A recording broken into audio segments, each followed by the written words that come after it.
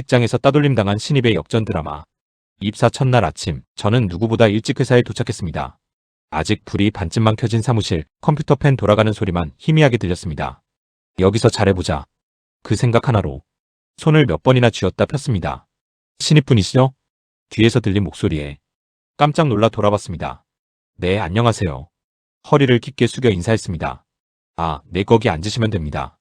그는 제 인사를 끝까지 받지도 않았습니다. 손가락으로 한쪽을 툭 가리켰습니다.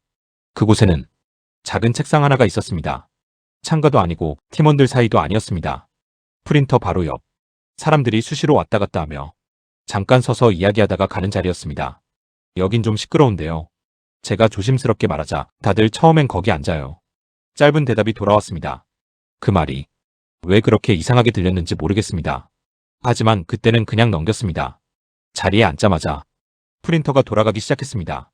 지잉지잉. 종이가 쏟아져 나오고 사람들이 제 옆에 서서 말을 주고받았습니다. 이거 몇 부야? 어제 그거 어떻게 됐어? 아, 그건 그냥 넘겨. 그 대화 속에는 제가 들어갈 자리가 없었습니다. 저는 컴퓨터를 켰습니다. 화면이 켜지기까지 몇 초가 걸렸습니다. 그 몇 초가 유난히 길게 느껴졌습니다. 그때 문득 들었습니다. 뒤에서 들려오는 작은 목소리. 이번 신입 좀 애매하지 않아? 그러게. 오래 못 버틸 것 같은데. 웃음소리가 섞였습니다. 심장이 쿵 하고 내려앉았습니다. 뒤를 돌아보고 싶었지만 돌아보지 못했습니다. 그 순간 알았습니다. 아직 아무것도 시작하지 않았는데 이미 저에 대한 평가는 끝나 있었다는 걸. 그날 저는 처음으로 느꼈습니다. 이 회사에는 자리가 두 종류가 있다는 걸. 하나는 처음부터 받아들여지는 자리. 그리고 하나는 버티지 못하면 사라지는 자리. 그리고 저는 후자였습니다. 첫날 오후였습니다. 컴퓨터는 켰지만 무엇을 해야 하는지 아무도 알려주지 않았습니다. 혹시 제가 오늘 어떤 업무를 하면 될까요? 옆자리에 앉은 선배에게 조심스럽게 물었습니다. 그는 모니터에서 눈도 떼지 않은 채 말했습니다. 메일 확인해보세요. 메일함을 열었습니다. 새 메일 연건. 다시 물어야 하나 고민하다가 한 번 더 말을 꺼냈습니다. 혹시 제가 처리해야 할 게 따로 있을까요? 그는 그제야 저를 쳐다봤습니다. 표정이 미묘하게 굳어 있었습니다. 그 정도는 알아서 하셔야죠. 그 말이 이 회사에서 제가 처음 받은 피드백이었습니다. 그날은 그렇게 지나갔습니다. 아무것도 하지 못한 채. 둘째 날, 이번엔 일이 생겼습니다. 이거 해보세요. 누군가 제 책상 위에 파일 하나를 툭 내려놨습니다. 설명은 없었습니다. 이거 어떻게 하는 건지. 제가 말을 꺼내려는 순간 다들 바쁘니까 물어보지 말고 먼저 해보세요. 파일을 열었습니다. 처음 보는 양식, 처음 보는 용어들. 하지만 물어볼 수 없었습니다. 결국 인터넷을 뒤지고 예전 파일을 찾아가며 혼자 맞춰봤습니다. 그날 저녁. 이거 누가 했어요? 팀장이 목소리를 높였습니다. 제가 했습니다. 왜 이렇게 했어요? 순간 머리가 하얘졌습니다. 아, 제가 보기엔. 보기엔?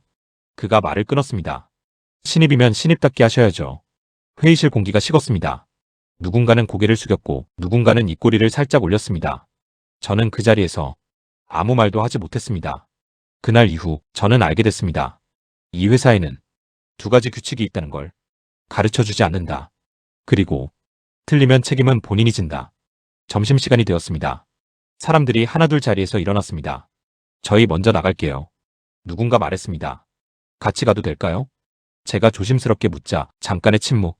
아, 저희는 좀 얘기할 게 있어서요. 그 말 한마디로 저는 남겨졌습니다. 혼자 식당에 갔습니다. 밥을 먹는 동안 주변이 너무 시끄러웠습니다. 다들 웃고 떠드는데 저만 조용했습니다.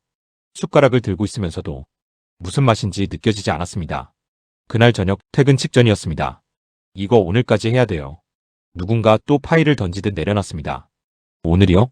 제가 놀라서 묻자 다들 그렇게 해요. 그 말은 설명이 아니라 기준이었습니다. 밤 10시가 넘어서야 사무실에 저 혼자 남았습니다.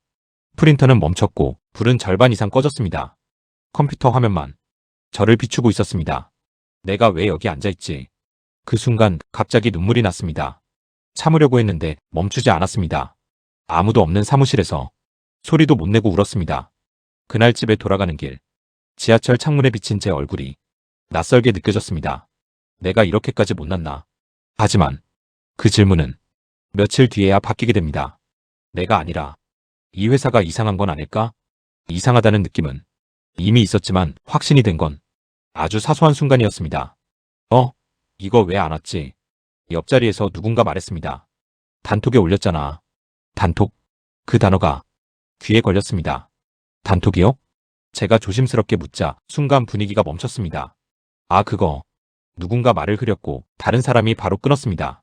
업무용 방이에요. 그럼 저도 들어가야 하는 거 아닌가요? 짧은 침묵. 필요하면 초대할게요. 그 말은 거절이었습니다. 그날 이후로 모든 게 설명이 됐습니다.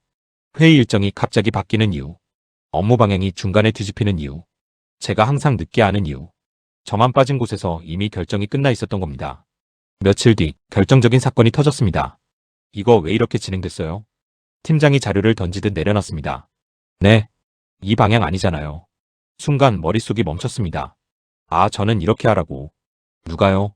그 한마디에 입이 막혔습니다. 김 대리님이. 회의실 안이 조용해졌습니다. 모든 시선이 김 대리에게 향했습니다. 그는 천천히 고개를 들었습니다. 저요? 그 짧은 한마디에 공기가 바뀌었습니다. 저 그런 말 한 적 없는데요. 심장이 내려앉았습니다. 아니, 분명히 제가 말을 꺼내려는 순간 신입이면 확인을 하고 하셔야죠. 팀장이 말을 잘랐습니다. 이건 기본 아닙니까? 그 말이 끝나자 누군가 작게 웃었습니다. 그 웃음이 귀에 박혔습니다. 저는 더 이상 말을 할 수 없었습니다. 그날 이후 저는 알게 됐습니다. 이건 단순한 실수가 아니라는 걸, 의도된 구조라는 걸. 저에게는 지시가 말로만 전달되었습니다. 기록은 없었습니다. 그래서 문제가 생기면 증명할 수 있는 사람이 없었습니다. 퇴근 후 집에 돌아왔습니다. 가방을 내려놓자마자 그 자리에 주저앉았습니다. 한참을 가만히 있다가 갑자기 눈물이 터졌습니다. 내가 뭘 그렇게 잘못했지? 머릿속에서 오늘 있었던 일이 계속 반복됐습니다. 김대리의 표정, 팀장의 말투, 그 웃음. 모든 게 선명하게 떠올랐습니다. 그때였습니다. 문득 이상한 생각이 들었습니다. 왜 항상 증거가 없지? 그 질문 하나가 모든 걸 바꿨습니다. 그날 밤 저는 처음으로 노트를 꺼냈습니다. 그리고 적기 시작했습니다. 날짜, 시간, 누가 어떤 말을 했는지, 어떤 업무를 받았는지. 손이 떨렸지만 멈추지 않았습니다. 이건 기억이 아니라 기록이다. 그 순간 처음으로 제가 완전히 무너지지 않았다는 느낌이 들었습니다. 그리고 조용히 결심했습니다. 더 이상 당하지 않겠다고. 이번에는 내가 기억하는 게 아니라 증명하겠다고. 출근길이 달라졌습니다. 예전에는 긴장이었다면 이제는 두려움이었습니다. 지하철 문이 열릴 때마다 내리고 싶지 않았습니다. 한 정거장, 두 정거장. 그냥 지나가 버리고 싶었습니다. 회사 건물 앞에 서면 발이 멈췄습니다. 오늘 또 무슨 일이 생길까? 엘리베이터 거울에 비친 제 얼굴은 점점 지쳐 있었습니다. 괜찮다. 작게 중얼거렸습니다. 하지만 그 말은 저 자신에게도 설득력이 없었습니다. 업무는 더 교묘해졌습니다. 이거 오늘 오전까지요. 오전까지? 이미 10시가 넘은 시간이었습니다. 지금요? 제가 물었습니다. 네. 다들 그렇게 합니다. 또 그 말이었습니다. 기준이 없는 기준. 그날도 저는 혼자 남았습니다. 다른 사람들은 이미 퇴근한 뒤였습니다. 컴퓨터 화면에 엑셀 파일이 떠 있었습니다. 숫자들이 흐릿하게 보였습니다. 눈이 아픈 게 아니라 머리가 버티지 못하고 있었습니다. 그 순간 갑자기 이런 생각이 들었습니다. 그만둘까? 너무 자연스럽게 떠오른 생각이었습니다.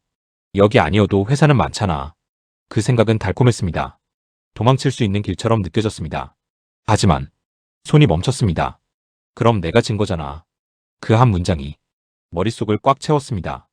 단순한 자존심이 아니었습니다. 여기서 도망치면 앞으로도 계속 같은 상황에서 도망칠 것 같았습니다. 그날 밤 집에 돌아와서 노트를 펼쳤습니다. 지금까지 적어온 기록들, 날짜, 시간, 말들, 상황들. 처음에는 단순한 메모였는데 이제는 보였습니다. 패턴이 항상 말로만 지시한다. 중요한 정보는 나만 듣게 한다. 문제가 생기면 내가 책임진다. 이건 우연이 아니었습니다. 구조였습니다.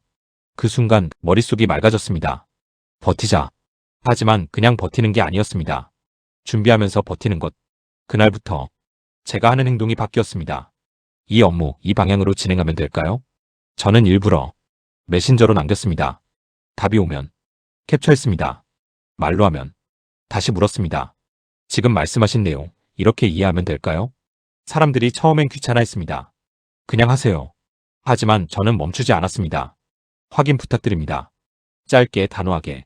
그게 쌓이기 시작했습니다. 하루 이틀 일주일. 그리고 어느 순간부터 사람들의 태도가 조금씩 바뀌기 시작했습니다. 말을 더 조심했고 지시를 더 명확히 했습니다. 왜냐하면 이제는 남기고 있는 사람이 있었기 때문입니다. 어느 날 김 대리가 저를 불렀습니다. 요즘 좀 까다로워졌네요. 그 말은 칭찬도 비난도 아니었습니다. 하지만 저는 느꼈습니다. 상대가 불편해지기 시작했다는 걸.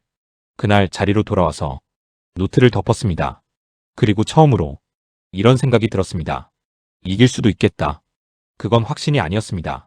하지만 처음으로 생긴 가능성이었습니다. 큰 프로젝트가 하나 떨어진 건 아무도 반기지 않는 분위기 속에서였습니다. 이번 건 중요합니다. 팀장이 말했습니다. 실수하면 끝이에요. 회의실 공기가 무거워졌습니다. 모두가 눈을 피했습니다. 아무도 앞에 나서려 하지 않았습니다. 잠시 침묵이 흐른 뒤 신입도 같이 하세요. 그 말이 제 이름을 불렀습니다. 순간 시선이 한 번에 저에게 쏠렸습니다. 얘가요? 누군가 작게 웃었습니다. 어차피 인원 부족하니까. 팀장이 덧붙였습니다. 그 웃음의 의미는 분명했습니다. 책임은 내가 떠안는다. 프로젝트는 시작부터 엉망이었습니다.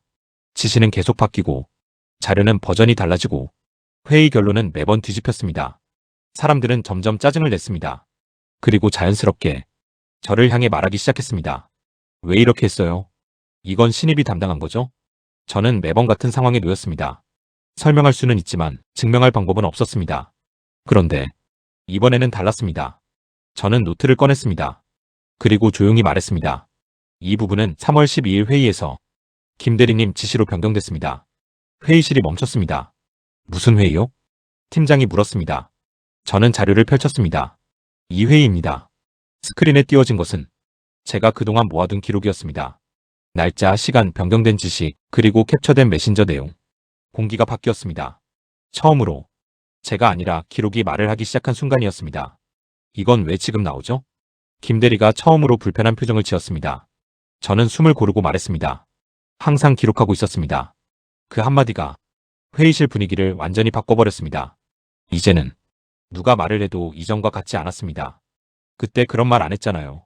기록 확인하겠습니다. 이 두 문장이 모든 책임 구조를 흔들기 시작했습니다. 그날 이후 사소한 변화가 생겼습니다. 말이 조심스러워졌고 지시는 기록으로 남기기 시작했고 제게 떠넘기던 말들이 줄어들었습니다. 어느 날 김 대리가 툭 던지듯 말했습니다. 요즘 준비 많이 하시네요. 그 말에는 이전과 다른 온도가 있었습니다. 살려고 하는 겁니다. 저는 처음으로 웃으며 말했습니다. 짧은 침묵.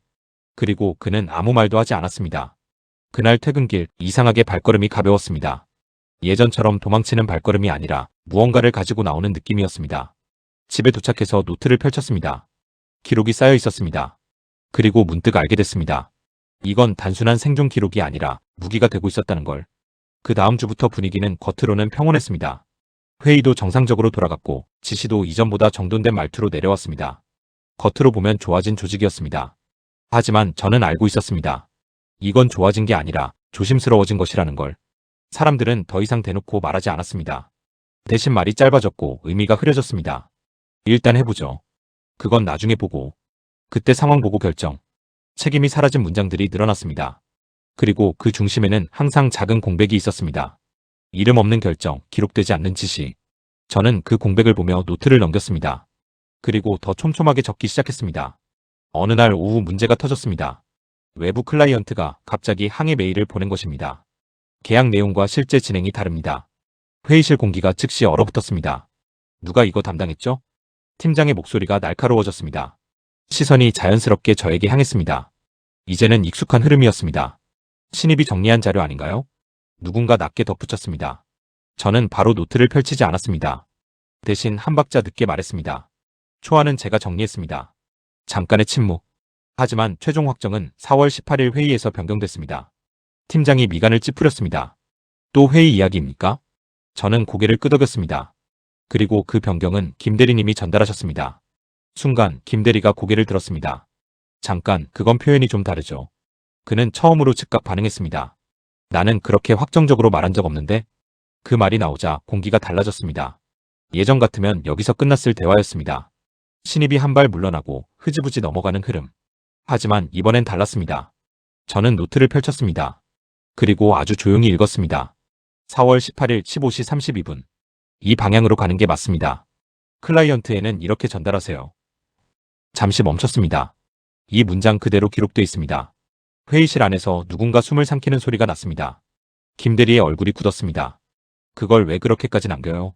그 질문은 짜증이 아니라 당황에 가까웠습니다. 저는 바로 답하지 않았습니다. 대신 시선을 천천히 들어 올렸습니다. 제가 안 남기면 제 기억이 틀렸다고 됩니다. 짧은 문장이었습니다. 하지만 그 순간 누군가는 이해했습니다. 이건 반격이 아니라 생존 방식이라는 걸. 회의는 결국 외부 문제를 정리하는 방향으로 마무리됐습니다. 하지만 진짜 변화는 회의 후에 일어났습니다. 사람들이 제 이름을 부르는 방식이 달라졌습니다. 그건 확인하고 말하죠. 기록 있나요? 회의 한번 다시 볼게요. 말의 속도가 느려졌고 책임의 방향이 분산되기 시작했습니다. 그리고 그날 저녁, 김 대리가 처음으로 먼저 말을 걸었습니다. 복도 끝 사람 없는 자리였습니다. 요즘은 우리가 좀 과하게 굴린 건가 싶기도 하네요. 예전에 그 가벼운 비웃음은 없었습니다. 대신 피로한 목소리였습니다. 저는 잠시 생각하다가 말했습니다. 과했던 건 기억이 아니라 책임이었을지도요. 그는 바로 대답하지 않았습니다. 한참 뒤에야 짧게 말했습니다. 참 피곤한 방식이네요. 그리고는 돌아섰습니다. 그날 밤, 노트를 다시 펼쳤습니다. 페이지가 많아질수록 이상한 감각이 들었습니다. 이건 더 이상 개인의 기록이 아니었습니다. 조직에 숨겨진 구조가 하나씩 종이에 드러나고 있었습니다. 누가 결정하고, 누가 말하고, 누가 빠지는지, 그리고 그 사이에 있는 공백들까지. 저는 펜을 내려놓고 생각했습니다. 이제 중요한 건 단순히 버티는 것이 아니었습니다. 이 기록이 어디까지 가야 이 구조가 바뀌는 걸까? 그리고 그 질문은 조용하지만 확실하게 다음 국면을 예고하고 있었습니다. 며칠 뒤 인사팀에서 호출이 왔습니다. 그동안 많이 힘드셨죠? 그 말 한마디에 눈물이 터졌습니다. 조사가 시작됐습니다. 단체 메신저 배제, 업무 미전달, 책임 전가, 모든 것이 드러났습니다. 결과는 예상보다 컸습니다. 팀장 경고 조치, 일부 직원 인사 이동, 업무 시스템 전면 개편, 그리고 프로젝트 잘 마무리하셨습니다. 대표가 직접 말했습니다. 앞으로 중요한 일 맡기겠습니다. 그날 처음으로 제 이름이 제대로 불렸습니다. 지금도 저는 그 자리에 앉아 있습니다. 프린터 옆. 하지만 이제는 다릅니다. 사람들이 저를 지나치지 않습니다. 저는 알게 됐습니다. 문제는 제가 틀려서가 아니라 그들이 틀린 방식으로 사람을 대했기 때문이라는 걸. 그리고 기록하는 사람은 절대 지지 않습니다. 조용히 버티는 사람은 결국 가장 크게 뒤집습니다.